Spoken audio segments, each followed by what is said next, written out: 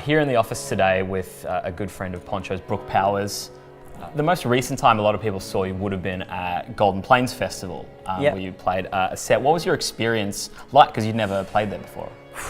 It was an emotional roller coaster. I've never played to such a big crowd before. I guess it's pretty overwhelming. Lots of pressure. Yeah. So kept it safe, just focused on the tracks, and I think that definitely carried the day. I mean, the reason you're here is Play On, which is a set of gigs that are happening, and basically the concept is combining like a set of classical music followed by a set of electronic music. Is that right? I guess speaking for the organisers, I think they've tried to make both of those musical genres accessible to different types of audiences than they may normally have. Yeah. Sure. So it's like a set of, it's like a group of string people. So I'm playing with a string trio called Affinity Collective. Sure. So they're playing 2 classical pieces, and then I'll do a 2-hour set straight afterwards. How do you think, I mean, I don't know if you have thought about it yet, because obviously the set is tomorrow, yeah. But how do you think you might maybe alter the set, or will you be taking maybe a different approach? I do want to play some records or some tracks and some records that I don't normally get to play in club settings. Mm-hmm. So I think I'm going to be playing some more interesting stuff that won't always land at 2 a.m. in the morning. The vibe of the night is to kind of have that audience where they're kind of up for anything. Yeah, right. In a way, kind of like they're willing to get into whatever journey you want to take them on. I wanted to ask, because you are playing with, I guess playing after some classically trained musicians. Did you ever learn a musical instrument or something where you were younger? Do you have any musical training?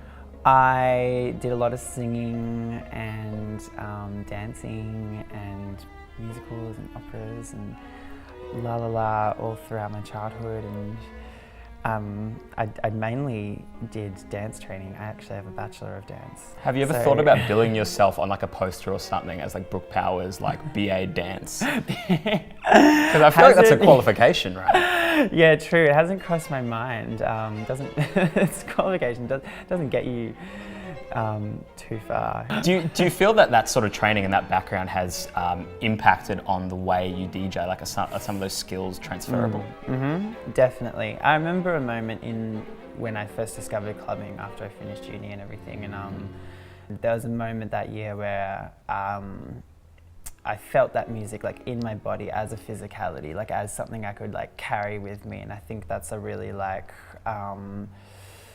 sensibility that I picked up while doing lots of dance training, is to understand music or genres or concepts through my body. And do you think putting classical music into more of a sort of party, almost rave kind of format, is that maybe a more interesting way of making it relevant to maybe younger audiences who might not watch a lot of classical music? I guess so. It's made it relevant to me. Yeah, sure.